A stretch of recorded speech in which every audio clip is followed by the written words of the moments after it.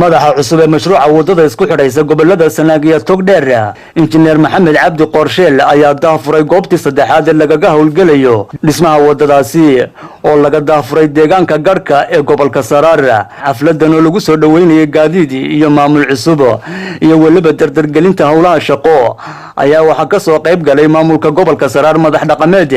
iyo injineerada gacanta ku haya dhismaha wadadaasi. ugu horeyna waxa halkaasi ka hadlay qaybo kamid ah injineerada wadadaasi madaxda ugu horeeyay wasiirka wasaaradda gaadiidka iyo horumarinta jidadka, maareeyaha guud, maareeyaha ku-xigeenka, agaasimaha maamulka iyo lacagta. waxaan kaloo salaamayaa maamulka cusub ee haddeer hore noola shaqayn jiray haddeer loo soo magacaabay mashruuca. xafladan aynu maanta u joognaa waxa weeye saddex bay iskugu jirtaa: dardargelinta shaqada saydad fara badan laga bilaabay, kow gaadiid cusub oo yimi, laba iyo soo dhaweynta madaxda mashruuca loo magacaabay. sayidkan aynu joogno waa sayidkii Garhka Gubreed. shaqaalaha halkan jooga ee mashruuca ka shaqeeya dhammaan horta waa salaamayaa. waa shaqaale 200 gaadhaya. waxa weeye wadadu waxay qayb ka tahay marka laga yimaado isku xidhka dalka, shaqo abuurka jamhuuriyadda Soomaaliland. 200 qof oo shaqaale ah ayaa ka howlgala. shaqaalahaasi waa shaqaale tababaran oo waa shaqaale shaqada garanaya. waa sababta maalinba maalinta ka dambaysa wadadu intii hore uga dheereynaysa, inkastoo wasiirka iyo maareeyaha qudhooda iyo madaxda kale mashruucuna ay iyadu qudhooda dardargeliyeen oo waliba wasiirka uga markhaati kacayo iyo maareeyaha guudba inay 24 hours ay niyadda ku hayaan iyo maareeyaha guudba inay 24 hours ay niyadda ku hayaan. shaqaalaweynaha wasaaradda gaadiidka oo ugu horeeya wasiirka iyo maareeyaha guud ee wakaaladda. waxaan kaloo aad ugu mahad celinayaa shaqaalaha mashruuca wadada Ceergaabo siday u dhan yihiin. waxaan gaar ugu mahad celinayaa shaqaalaha ka shaqeeya kaamka Garhka oo aan ahay mas'uulka kaamka Garhka. halkan waxa jooga oo maanta xafladan aan u qabanay baabuurtii cusbeed ee lagu talagalay mashruuca inay dardargeliyaan hawsha shaqadan ay horumariyaan. xaggan waxay la jooga 5 gaari iyo rugle bay la jooga, iyadoo hal gareerna hore loo sii waday. waxaa kaloo jirta intan halkan iminka shaqadan joognay waa muddo 3 wiiga. 3 wiig waxaanu qabanay in ku dhow 8 kilomitir oo final ah oo u baahan in la liisheeyo dadana daamirkii la saaro. muddo 3 wiigaan ku qabanay. waa wax Ilaahay looga xamdi noqo. waxaan ku faraxsanahay inaan shaqada si dardar leh oo dhiirigelin leh oo waji furan leh aan ku wadno. heshiisku soo hadhay waxay cadaynaysaa in aqoon la bidayo adduunyada wax wada waa aqoon. adduunyada imika waxa lagu tartamaya waa 6G baa lagu tartamaya. waa wax aynaguna intaayeen ka badan inaan mujsanaan doonno. waxa kaloo ka muuqda oo farxad weyn shaqaalihii oo habi ku ah saaxiibkay Quraale oo loo soo magacaabay mashruuca oo waxa weyn badanna la sugayay in cid dhalinyaro ah loo dhiibo. maanta waxa weeyaan habi bay ku yihiin.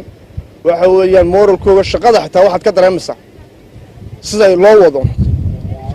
waxaas xidhay dabayshii iyo ciiradii baa xidhay. awoodda ay ku socoto shaqada biidnaa kalina waxaanu rajaynaynaa shaqadaas inay naga dhamaato. horta shaqada waxa weeyaan haddaan soo yar koobo waxay ka socotaa waa 3 sayid. sayidka Garhgubneed oo ah naga mas'uul yahay sayid injineerka dhagax doomba dhawad ka hadlay. waxa weeyaan ilaa 8 kilomitir baanu imika diyaarinay. insha Allah biidnaa kalina daamirkii waa xagga hore ku soo aragteen oo ah iyadoo la rogayo shaygiina dhawaan baanu bilaabaynaa inaan soo daabulno oo karasharadii aan ka soo daabulno karasharadii inoo yaalan. sayidka labaad oo ah ka dhaxeeyo waxa weeyaan waa sayidka Tuurka.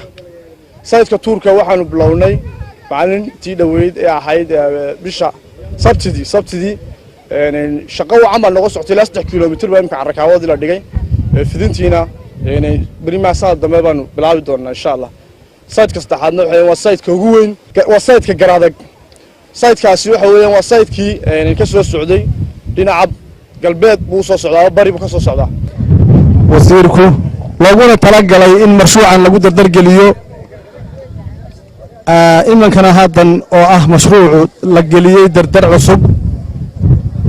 sida la sheegay injineerada iyo madaxda kale ay sheegeen laga bilaabo ka soconaya 3 sayd waxaa lagu ku talagelaynaa imanka anigoo ka mid ah qolyaha cusub hadda loo magacaabay inaanu dardar gelino taaganahay gaadiidka cusub loo soo kordhiyey ama loo keenay hawsha wadooyinka waddanka ka socda dhankiisa waxaa ka hadlay madaxa cusub ee mashruuca wadada gobolada Sanaag iyo Togdheer oo ka warbixiyay gaadiid cusub oo lagu soo kordhiyay iyo waxyaabaha u astaysan inay qabtaan muddooyinka soo socda waxaan mar labaad iyo mar saddexaad ba bogaadinaya wasiirka wasaaradda gaadiidka iyo horumarinta wadooyinka Cabdullaahi Abubakar Cismaan maareeyaha hay'adda wadooyinka Axmed Yuusuf Maxamed maareeyaha ku-xigeenka hay'adda wadooyinka Mustafa Faarax Cali oo runtii iyaguna habeen iyo maalin dhexda u xidhan shaqadan halkan ka socotaa inay socoto waxaan mar labaad iyo mar saddexaad u mahad celinayaa maareeyaha ku-xigeenka hay'adda wadooyinka Soomaaliland oo runtii shaqo badan muddo mashruuca mas'uulka ka ah qabtay 110 kilomitir dhameeyay si fiican u soo gaarsiiyay halkan waxaan rajaynayaa aniguna bartaayo meel ka daran inaan gaarsiin doono insha Allah wax qabad la taaban karo waxaan mar labaad iyo mar saddexaad ba ku celinayaa oo aad u bogaadinayaa oo runtii baalla iyo garbaha aan ku duuli doono noqon doono shaqaale weynaha runtii mas'uul ama magac uu baan qaatay maamulaha mashruuca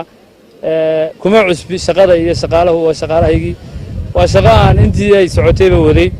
waa shaqo aan isleeyahay haddii ilaahay kula garab galo inaad si fiican anigoo ku duulaya garbaha shaqaalaha ay la shaqaynaya garanayana kartidooda iyo waxa weeyaan wadadani waa wado weyn oo wada halbowlaha oo wado isku xidhaysa laba gobol oo waaweyn oo wado dhul baaxad leh ku fadhida runtii waa wado dhaqaale badan ku baxayo oo cidna ka caawisa aan jirin waxa bilaabay xukuumadii Axmed Siilaanyo waxa shaqada iminka gacanta ku haya oo wada intii madaxweyne Muuse Biixi Cabdi oo runtii isaguna intaan ka warqabtaan xanuun coronavirus layaaba dhacay wuxuu joojiyay dhammaan mashaariicii horumarineed waxaan idin sheegaynaa in mashruuca wadada Ceergaawa Burco kaliya uu madaxweynuhu ka reebay oo ka gaar yeelay si wadadaasi ay u dhameystiranto waxa sidoo kale mar walba nala taagan ama noo yimaado nagu soo noqnoqda ama si dhow noola joogo oo naga war hela wasiirka wasaaradda Cabdullaahi Abubakar maareeyaha waxaa iminka nagu soo kordhay in 3 sayd aanu ka dhignay waxaanu doonaynaa inaanu qabano ama madaxweynaha iyo wasiirkuba ay nafareen in wadada sanadka inta ka hadhay lagu dhameystiro wixii laga qaban karo xoogna la saaro waxa galka maanta lagu dajinayaa daamirkii oo 2500 waxaan raran baabuurtii qaarna dhigayaan qaarna 24 gaarina ay soo rarayeen xafladana waxay daaran tahay gaadiid cusub oo iyana la keenay ay ka mid yihiin iska rogooyin gareedaro roolaro waxa iyaguna soo socda oo si ayaan dhow noo iman doona insha Allah bildawsaradii sanadka hor bishii 7 2019 waxa ka warqabteen in gaadiid cusub wadada la keenay waxa laga bilaabay magaalada Garadag muddo sanad tanna waa bishii 7 bishii sanad gudihii ayaa la keenay qalabka ugu dambeyn barasaabka gobolka Saraar oo halkaasi ka hadlay ayaa amaanay shaqaalaha wadadaasi inaan la wadaago farxadda iyo rayraynta shacabka gobolka Saraar ku yaala ee loo sameeyay jidadka wasaaradda horumarinta jidadka shaqaalaheeda maareeyaasheeda agaasimayaasheeda inaan farxadda la wadaago gaadiidka cusub ee madaxweynaha xariga ka jaray ee maanta gadgumreed la keenay inaan farxadda la wadaago waxa meesha taala halkan hawl baa ka socota hawsha ka socota waa hawl ilaahay noogu mahadnaqo yaa mudan waa hawl in loogu duceeyo dadka shaqadan wada ilaa madaxweyne ilaa shaqaale hoosaad mudan waxaan leenahay idamka ilaahay maanta halkan aan joogno maalintii dhaweyd ee aan anigu halkan imi waxa ka dambeysay maraa muddo aan isleeyahay waa 3 wiig baan malaynaya markaasaa la bilaabay wadada maanta waxa la igu bushaareeyay oo aan tegey in ay 8 kilomitir socotay maxamed gumbure telefishinka bulsho garabag